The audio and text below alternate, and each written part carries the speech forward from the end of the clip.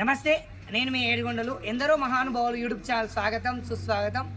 ప్రస్తుతం మనం వచ్చేసి పాలమూరు జిల్లా జడ్చెల్ల పట్టణంలో శాంతినగర్ కాలనీలో శ్రీ భక్త మార్కండేశ్వర దేవాలయం దగ్గర ఉన్నాము. ప్రస్తుతం మనం అయితే ఆలయంలోకి వెళ్ళి చూసే ప్రయత్నం చేద్దాం. శివాలయం ఎట్లా ఉంది, ఏ విధంగా ఉందో చూసే ప్రయత్నం చేద్దాం. లోపలికి వెళ్ళి మనం చూసే ప్రయత్నం చేద్దాం. జై శ్రీరామ్. ఓం నమ శివాయ, ఓం నమ శివాయ, హరిహర బోలే నమ శివ. ఆలయంలోకి అయితే మనం బయలుదేరాము. ముందుగా శివలింగేశ్వర అయితే దర్శించుకుందాం. లోపలికి వెళ్ళి చూసే ప్రయత్నం చేద్దాం. ఓం నమ శివాయ, ఓం నమ శివాయ, హరిహర బోలే నమ శివ.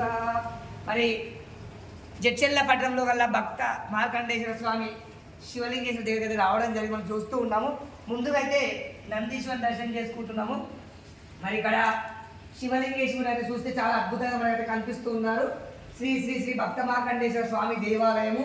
మరి ఇక్కడ చూసినట్టు శ్రీ శ్రీ బొడ్ల విజయ్ కుమార్ గురుస్వామి, శ్రీ ధ్యాసమోహన్ కృష్ణ శివదీక్ష సేవా సమితి జడ్చెల్ల మనకు ముందర బోర్డు కూడా కనిపిస్తూ ఉంది. అని నువ్వు తీసుకుంది నీకోసం తీసేసుకో. మరి చూద్దాం ఒకసారి ఆలయంలో శివాలయంలో ఈ శివుడు ఎక్కడికి వెళ్ళి తీసుకొని స్థాపించారు, ఎవరి ద్వారా స్థాపించబడింది, దీనికి కర్త కర్మ అంటే పురప్రతిష్ఠ కూడా ఎవరి ద్వారా జరిగిందో కూడా ఇక్కడ ఉన్న పూజారి తెలిసిన ప్రయత్నం చేద్దాం. స్వామి విజయ్ కుమార్ స్వామి అందుబాటులో రండి. రికార్డ్ అవుతుందా?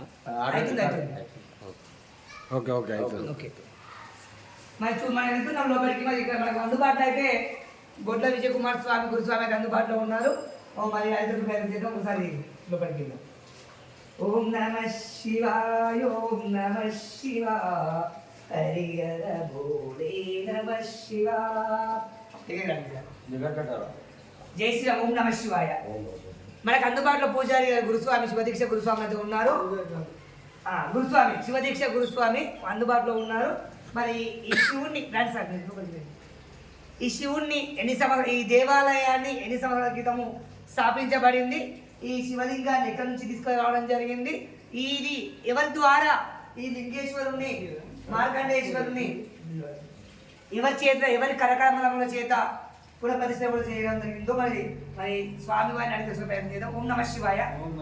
స్వామి ఈ భక్త మార్కండేశ్వర స్వామి దేవాలయము ఎన్ని సమాధానాల క్రితం ఇక్కడ స్థాపించబడింది? పూర్వం నుంచి ఉన్నదా, ఈ మధ్య కాలంలో నెలకొల్పబడి ఉన్నదా? 2018లో ఇది ప్రారంభమైంది. 2016 నుంచి కూడా ప్రారంభమైంది. అని ఇక్కడ ముందు ఏదైనా దేవాలయం ఉండి ఉన్నాయా? 1993 అప్పుడే ప్రారంభం చేశారు. చిన్న దేవాలయం ఉండే, తర్వాత దీన్ని డెవలప్ చేయడం జరిగింది. దీన్ని ముఖ్యంగా పద్మశాలి సంఘం వాళ్ళు దీన్ని శ్రీరామ్ మురళి పద్మశాలి సంఘం వాళ్ళు నిర్మించడం జరిగింది. కానీ పురాలకు అతీతంగా అందరూ కూడా ఇక్కడ ఈ స్వాములు ఇక్కడ వచ్చి దర్శించుకుంటారు.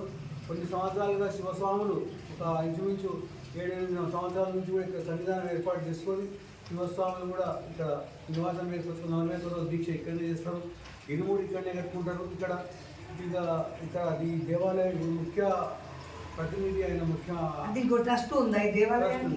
అధ్యక్షుడు శ్రీరామ్ అని ఉంటాడు. అతను ఏ కార్యక్రమానికి కూడా మనకు గుడి ముందని చెప్పి ఇప్పటికి కూడా మనకి ఇస్తూనే ఉంటాడు. మనకు అది శివస్వామి ఎప్పుడు కూడా వచ్చి ఇలా ఉండడం జరుగుతుంది.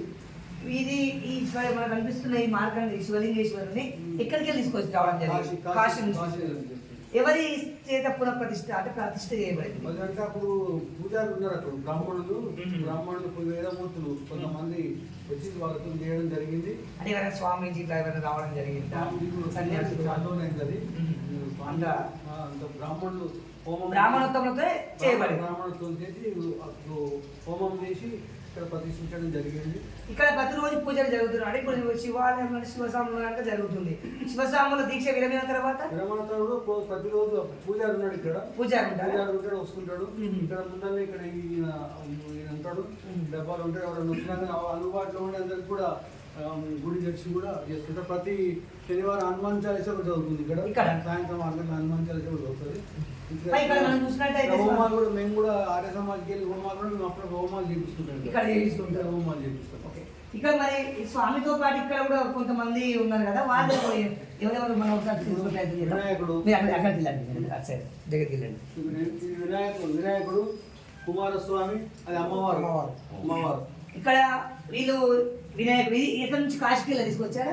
ఆలగడ్డ నుంచి స్వామి. ఆలగడ్డ నుంచి. ఇక్కడ వీళ్ళు కుమారస్వామి. ఆలగడ్డ కుమారస్వామి. అమ్మవారు పార్వతీదేవి గారు. ఇక్కడ పార్వతీదేవి అంటే మూల దేవత శివుడు తర్వాత అమ్మవారు. ఈ స్వామి పేరు కాశీ విశ్వేశ్వర స్వామి అంటారు దీన్ని. ఈ లింగం పేరు కాశీ విశ్వేశ్వరుడు. చూస్తున్నాం కదా మనం ఇక్కడ. మరి ఇక్కడ నందీశ్వరుని ఇక్కడ తీసుకొచ్చారు, ఆలగడ్డకి తీసుకొచ్చారు. అంటే మీరు అప్పుడు ఉన్నారా? ఇప్పుడు ప్రతిష్టాపన మీరు ఇక్కడ ఊర్లో ఉన్నా అందుబాటులో లేదు.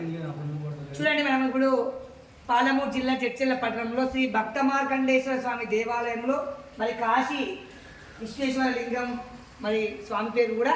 మరి ఇక్కడ కాశీశ్వర లింగంతో పాటు కుమారస్వామి, విఘ్నేశ్వరుడు, పార్వతీదేవిని కూడా మరి ఇందులో ప్రతిష్టాపన చేయడం జరిగింది. చూద్దాం మరి ఆలయం మొత్తం కూడా తిరిగి చూసే ప్రయత్నం చేద్దాం. ఏమేమి వసతులు ఉన్నాయి, ఏ విధంగా ఉన్నాయో తెలుసుకునే ప్రయత్నం చేద్దాం. జై శ్రీరామ్, ఓం నమ శివాయ.